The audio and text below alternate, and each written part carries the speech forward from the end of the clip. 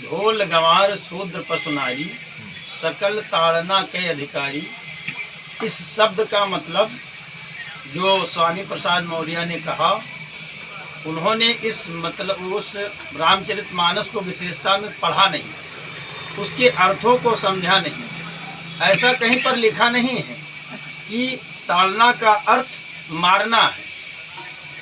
और जैसा कि लोग वैसे भी हम लोग क्योंकि ज़्यादातर अवधी भाषा में बात करते हैं, तो एक वैसे ही शब्दों में कह देते हैं कि भाई आप उनको ताड़ रहे हैं, आप उनको देख रहे हैं। ताड़ने का अर्थ केवल और केवल ध्यान देना होता है। अच्छा, अब जो स्वामी प्रसाद मौर्य ने कहा कि मुझको आपत्ति है जिसमें स्त्रियों का अपमान किया गया, तो क्योंकि हमारे सनातन धर्म में ही नहीं, संपूर्ण नारी जाति जो है वो संपूर्ण नारी जाति से ही सृष्टि की रचना हुई। तो एक नारी के गलत हो जाने पर उसके 3 वंश बेकार हो जाते हैं।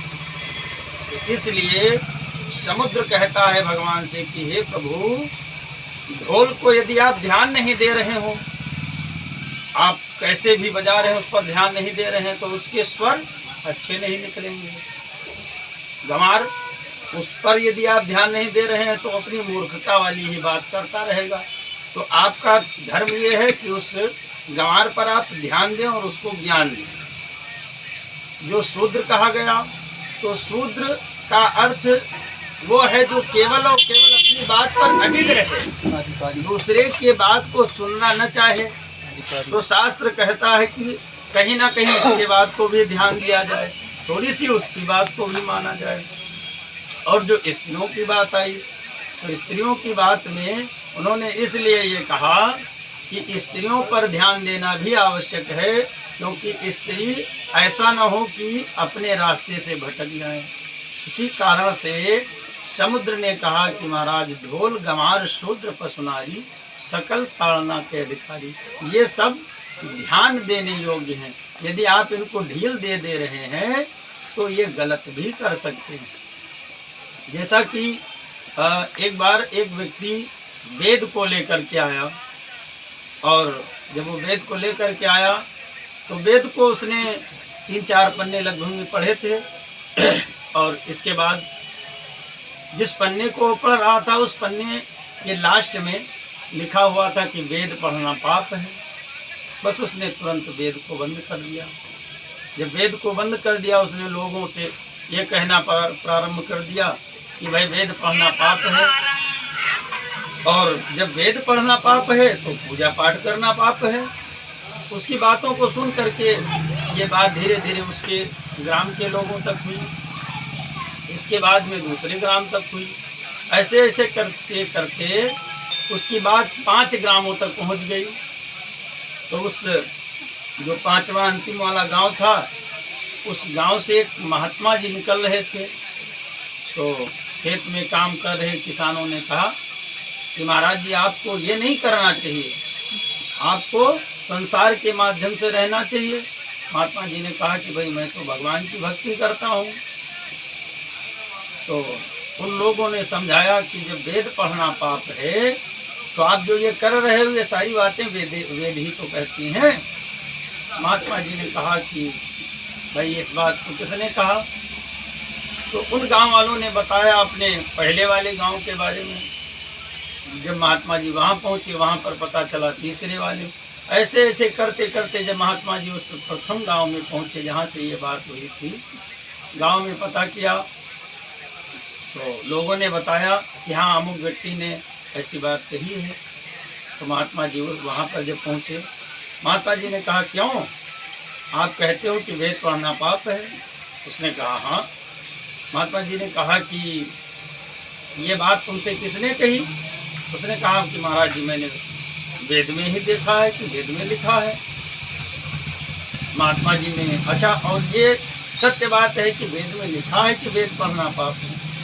महात्मा जी ने उससे कहा कि ऐसा करो, तुम वेद को लेकर के आओ।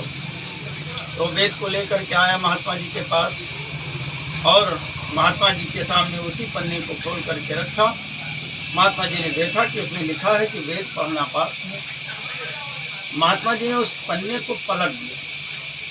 जब पलट दिया तो उसके आगे लिखा हुआ था कि अशौच अवस्था में, जिस समय में आप पवित्र न हो, ऐसे समय में यदि आप वेद का पाठ करते हैं तो वो पाप है।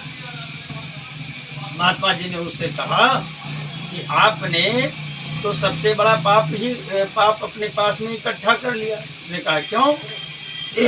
तो महात्मा जी ने कहा कि जो अपने रास्ते पर लोग थे आपने उनको भटका दिया, भ्रमित कर दिया, तो आपको पाप लग गया।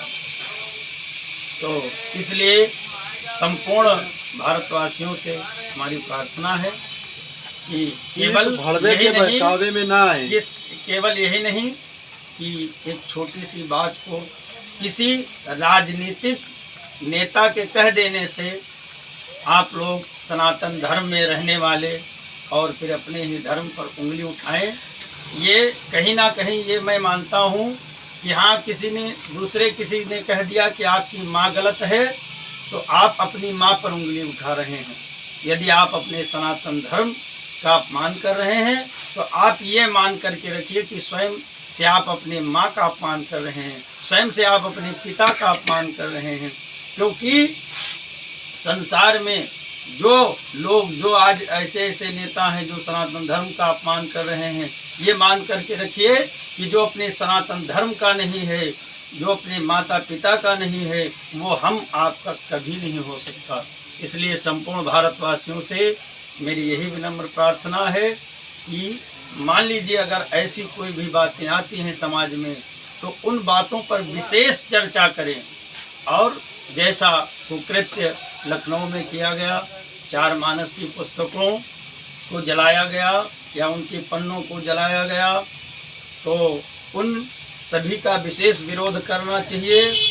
और स्वामी प्रसाद मौर्य ऐसे नेताओं को समाज में बैठने की जगह नहीं देनी चाहिए, तथा जिन लोगों के सानिध्य से उनकी इतनी हिम्मत हो गई कि हमारे सनातन धर्म का अपमान कर रहे हैं, ऐसे लोगों को भी जड़ से उखाड़ करके सनातन धर्मियों को फेंक देना चाहिए। इसी प्रकार से हमारा मानना है कि संपूर्ण भारतवासियों को, संपूर्ण सनातन धर्मियों को इसी प्रकार से रखना चाहिए कि जो हमारे सनातन धर्म का नहीं है वो हमारा नहीं। बहुत बहुत धन्यवाद गुरुजी।